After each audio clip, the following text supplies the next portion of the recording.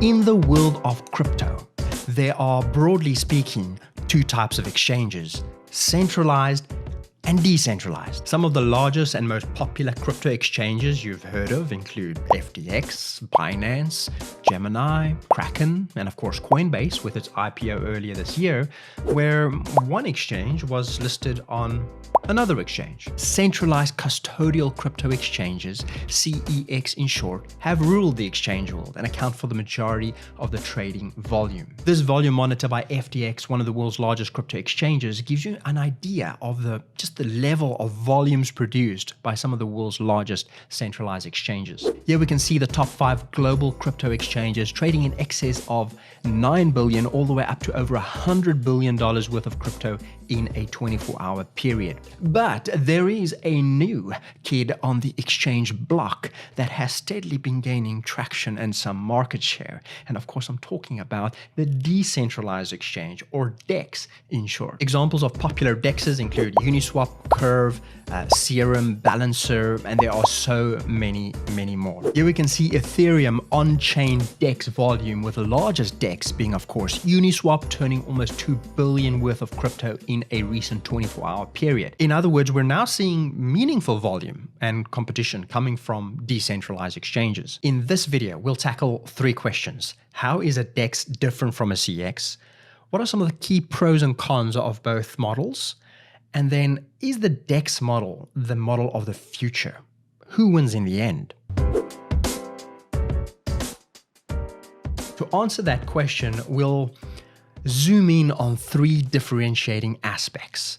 Number 1, the custody of your funds. Number 2, the clearing of transactions. And the third point, we'll focus on how liquidity is sourced. So in order to start trading, of course, you first need to fund your centralized crypto exchange wallet. And you do so by either funding it with fiat, US dollars, for example, or of course with crypto. And by doing so, you're giving up the private keys relating to your crypto. In other words, you're giving up control of that crypto and of course giving up control of your fiat currency and entrusting the exchange to custody those assets for you. And for some, that risk of trusting the exchange with your funds is mitigated or lowered to an acceptable level by choosing a reputable exchange. Now compare that with a decentralized model where you maintain control of the private keys of your crypto. So you just directly connect your hardware wallet or your software wallet to the exchange to execute your trades. And since you retain custody of your crypto on a DEX, that's also why sometimes DEXs are referred to as non-custodial exchanges. When it comes to transactions, a centralized exchange's matching engine executes those trades and fills those orders relying on their own private infrastructure. It's quick, it's convenient, it's low cost since it's all done off-chain, off the blockchain, on its own private service. Crypto deposits from customers are typically swept and pulled into a type of omnibus account on the back end, and the respective customer accounts just debited and credited with their transactions. It's only when a customer requests a withdrawal from the exchange that, of course, the transaction needs to go via a blockchain depending on the crypto, the coin or the token. Now with a DEX, all transactions are actually happening on-chain, peer-to-peer, or with a liquidity provider, i.e. a smart contract. And we'll talk a little bit more about liquidity providers or LPs in just a minute. Now, with all those transactions happening on-chain in a DEX model, has its pros and cons, as you can imagine. For one, it can make things slower. Transactions can be slower and more expensive. On the upside, you don't have to worry about the exchange getting hacked since you control and have custody over your own crypto, which presents its own risks. Exchange volumes aren't fake since it's all open, transparent, and on-chain. And with a DEX, the tech is typically open source, so it's accessible to all to audit and to build upon. And, one may argue that's more in line with the overall ethos of crypto. Liquidity, or lack thereof, has been one of the primary drawbacks of using a DEX as opposed to a centralized exchange. An innovative way this liquidity problem has been tackled is through the introduction of liquidity pools. Now, liquidity pool, just like it sounds like, and very simply put, is the pooling of crypto funds from whoever wants to help provide liquidity, known as the liquidity providers. And that crypto pool or collection of funds is locked in a smart contract, and you get a LP token that represents your ownership in that pool. And when you want to go and redeem and claim your crypto back, you will go and surrender that LP token to get back your coins you originally invested or provided to that pool. And then it's all these liquidity pools that are, of course, powering and providing the necessary liquidity to all the decentralized exchanges. Now, as you may have guessed, of course, for providing that liquidity, for locking up your hard-earned crypto in that smart contract, you in return, or the liquidity provider, earns typically a percentage of the transaction fees being charged that's automatically credited to the LP's account. And the cool thing is it's not permissioned, right? It's open. So anybody with just a laptop and an internet connection and some crypto can become a liquidity provider, stake their crypto, and earn some crypto rewards. So thanks to liquidity pools and automated contracts or smart contracts, when you're placing that trade or that swap on a DEX, you're most likely the counterparty is not a peer-to-peer transaction, but it's actually a peer-to contract. The smart contract then acts as an automated market maker that both prices and actually executes that trade using liquidity pools. So liquidity pools have now become one of the foundational pillars of this rapidly expanding DeFi space, and is not only useful for, trading, but for many other types of financial services such as lending and insurance and generating yields on your crypto deposits. Talking about innovation and this rapidly expanding world of decentralized finance or DeFi, it's worth noting that DEXs usually have a swap model. You simply connect your hardware or your software wallet, you select the coins or tokens you want to swap or exchange, and the DEX protocol then executes that swap for you with a price being determined by a formula. Two challenges with this DEX model. You may get deep liquidity, right? Powered by these liquidity pools we've been talking about, but it's hard to get the precision, the exact price you want by placing a limit order, traditional limit order, for example.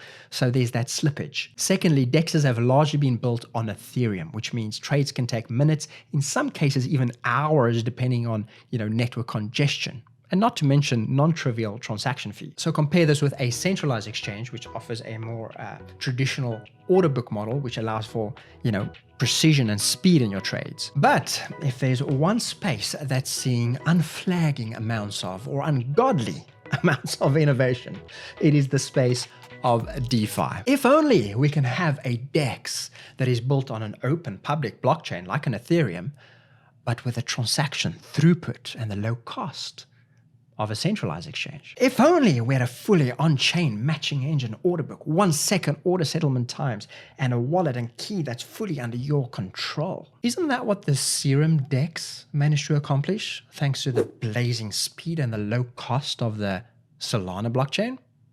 Or as the co-founder and CEO of FTX tweeted, did someone say DEX that looks and feels like a CEX? Yeah, CEX is great, but have you ever tried a DEX that looks and feels like a CEX?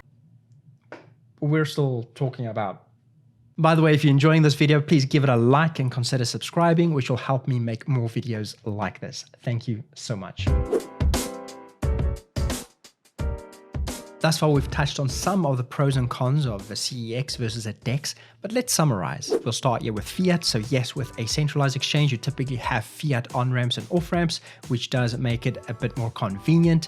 Within a DEX, of course, you only have crypto. We spoke a bit about volume and liquidity. Of course, that's been historically and still is much, much higher with centralized exchanges. Speed, of course, favors centralized exchanges. You have that speed, that precision, because orders are not being matched and filled on-chain. It's all happening off-chain on that centralized exchange private servers. But we also spoke about new DEXs being built on a chain like Solana that is now providing the necessary speed that makes it feel like a centralized exchange. So the user experience generally has been much better with a centralized exchange and required a bit more technical savvy when it comes to decentralized exchanges, like knowing how to, the basics of knowing how to connect your wallet and custody your own funds. It's worth noting, however, that you got 100% uptime during record volumes with decentralized exchanges, as opposed to its centralized counterparts like a Coinbase or a Binance that went down during those peak periods. We spoke a little bit about fees and how lower fees are typically what you'll find on a centralized exchange as opposed to Ethereum, just because the majority of DEXs have been built on Ethereum, at least historically. But if you look at new chains like Solana, where fees are minuscule, or perhaps future versions of Ethereum, which may change that as well. Control of your funds or your keys, of course, we spoke about that. With a centralized exchange, you're handing that over and trusting them with your funds and your crypto, and with a decentralized exchange, you maintain control. When it comes to security, of course, you have that risk of a centralized server with a centralized exchange being hacked. Now with a DEX, you're of course lowering that risk, as your funds are never actually on the exchange. Something worth pointing out here is if you become a liquidity provider and you're staking or investing some of your crypto in one of those liquidity pools, effectively you're doing so with a smart contract, just some code on the blockchain. So any code could have some vulnerabilities that could be exploited, and you could lose all your crypto. So some DeFi protocols have taken to building up a reserve fund in the event that should happen. Products, yes, centralized exchanges have been leading the way, at least historically. When it comes to derivative products, leverage trading, tokenized stocks, prediction markets, all sorts of new products coming out. But then again, we're also seeing, it's just happening so fast on decentralized exchanges. We're seeing new products, we're seeing derivative products coming out on a decentralized version as well. This video is sponsored by Sapro. Sapro provides specialized assurance, tax, and advisory professionals to public accounting firms in the US and abroad. One such area of specialization, you guessed it, is the world of crypto assets. So if your firm needs crypto assurance professionals, in other words, super crypto accounting geeks, a very rare find, I might add, that are skilled in auditing crypto companies and crypto exchanges and crypto funds, then get in touch at sapro.com. CEX versus DEX, who wins in the end? I don't know.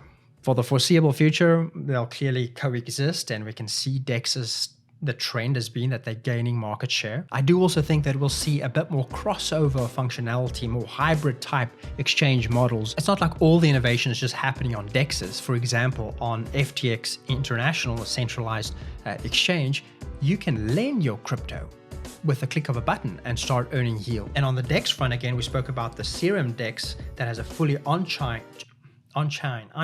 fully on-chain matching engine and order book that makes it feel like a centralized exchange. I'd love to hear your thoughts. What do you think is the future when comparing DEXs versus CEXs? I'm Andre Sturley. Thank you so much for watching. If you enjoyed this episode, please smash that like button and subscribe. Special thanks to Sapro for sponsoring this video. I look forward to seeing you in the next one.